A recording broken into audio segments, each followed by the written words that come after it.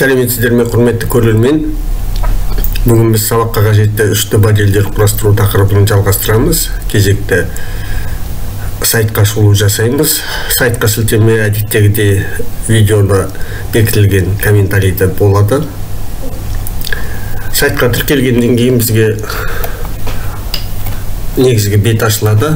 Бұнда үшті объект жасаудың төрт түрі берілген. Бұнда бірінші текстті үшті объектіге айналдыру, екінші суретті үшті объектіге айналдыру, текст регулирование.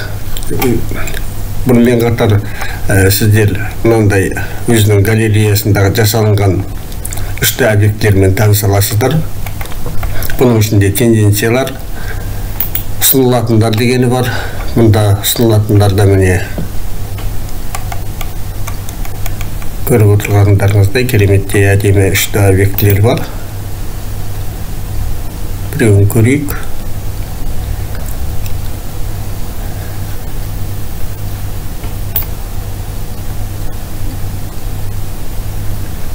Міне әдемі.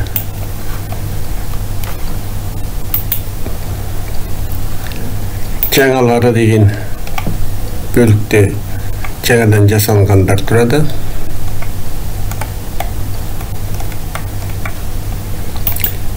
Ең көп жүктелінетіндер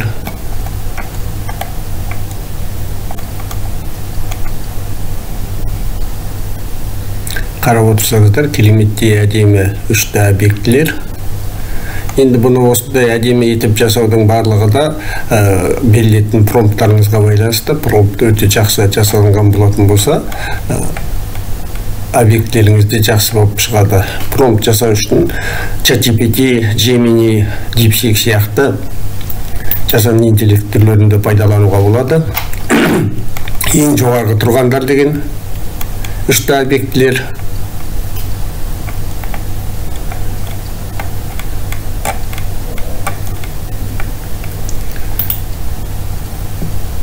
Танымал аватарлар. Көріп отырғандарыңызда өздеріңіздің Instagram, WhatsApp сияқты басқа да желілерге арналған аватарларыңызды да жасатып алуларыңызға болады. Көптеген аватар түрлері тұр.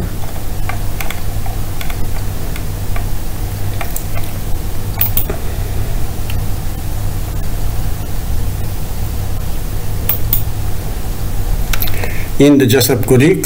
Алдымен мәтінді үшті объектіге айналдыру. Мұнда мен көргенмін, жай қарап көргенмін. Мұнда рыцарь, орта ғасырлық рыцарды жасағанмын. Әрқайсысын жеке-жеке көруге болады бұлардың.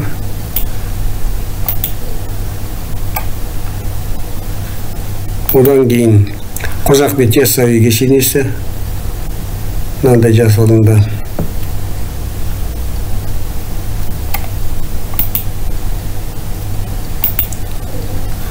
Енді жаңасын жасау үшін мына жерге промпт жазамыз.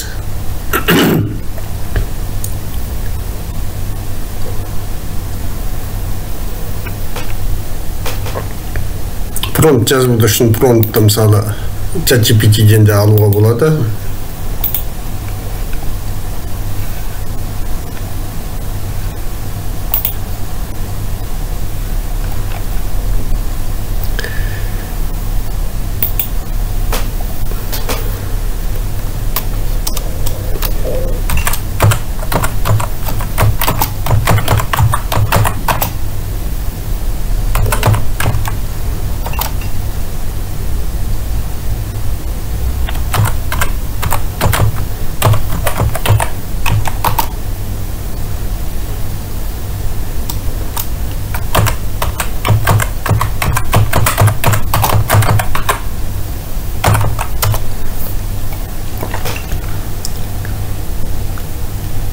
Мұнда бізге міне ағылшынша промпт жасап берді. Осы промптты пайдаланып көрейік. Енді оны тілін өзіңіз таңдап аласыз. Қазақша қоюға да болады.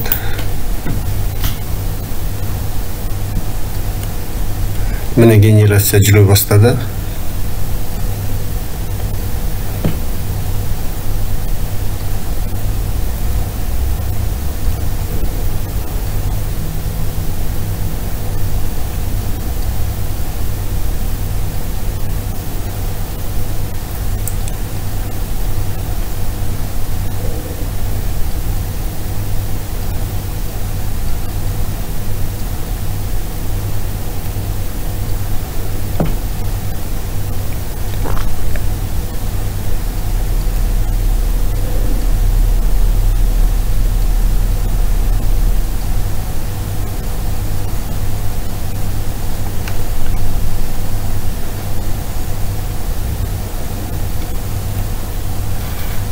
Міне жасалынып шықты.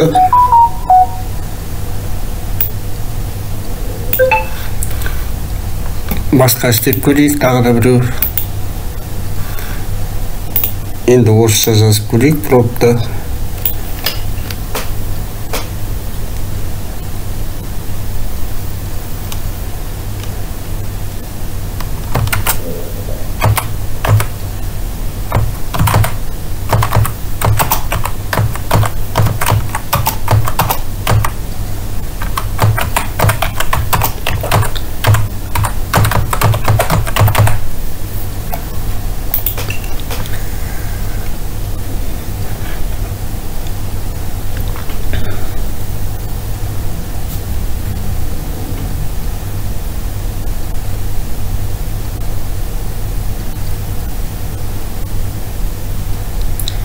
Түрлі түсті түспен жаңағындай бір қалыпты түс емес, түрлі түсті түспен жасауды көрейік.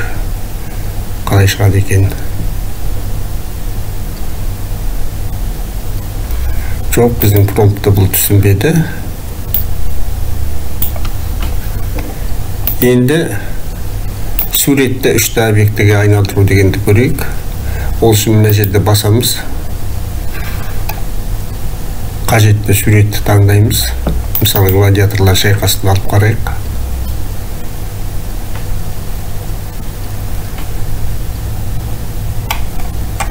Мына жерде әрине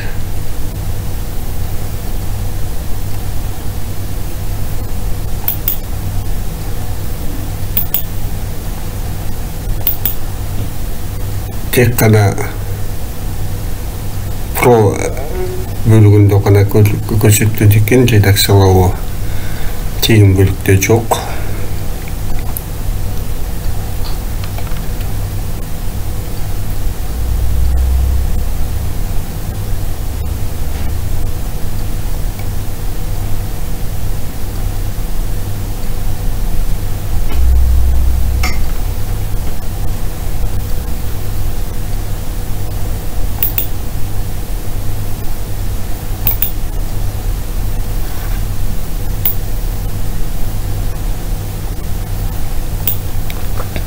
Келесі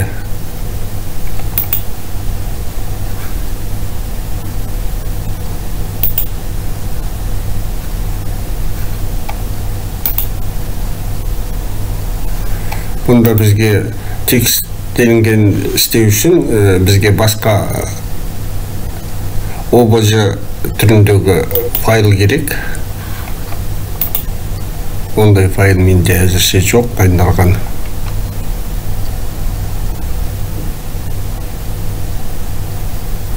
Міне осындай негізгі түрлері бар.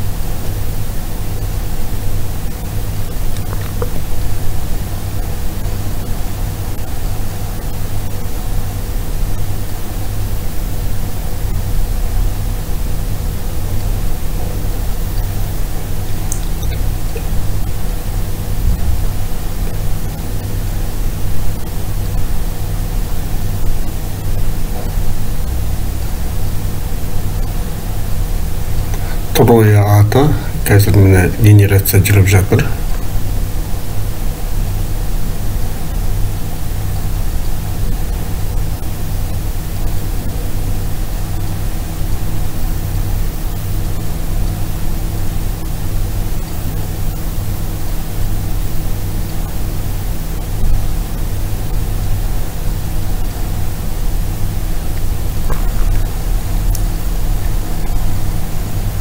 Төменде абзал қылынбай дегенді басып, менің каналыма өтіп, жасанды интеллект немесе оқыту платформалары туралы жасалынған шоулармен танысуларыңызға болады. Видео ұнаған болса лайк басып, пікір бөлісіңіздер, комментарийде қалдырып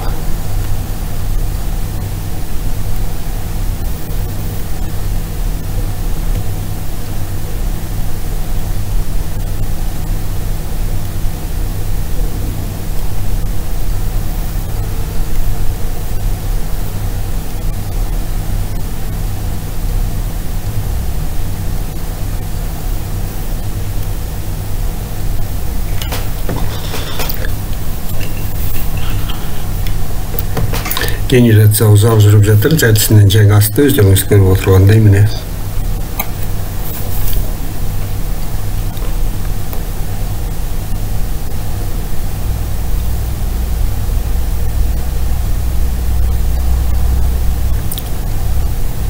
Жылдамдай бастады.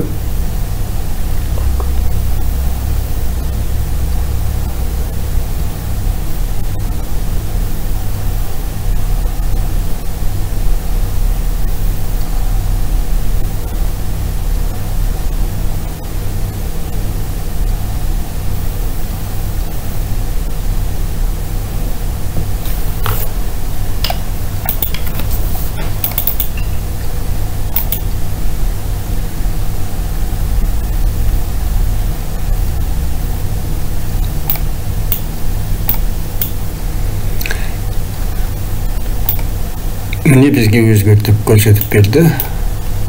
Жаңа Троя атын жасанды интеллект дұрыс түсінбей қалды ғой деймін. Мынау аттан гөрі басқа бір мифтік жануарларға ұқсас болып келеді. Дегенмен жасалынып шықты. Мына жерде тағы да екеуі генерация жүріп жатыр.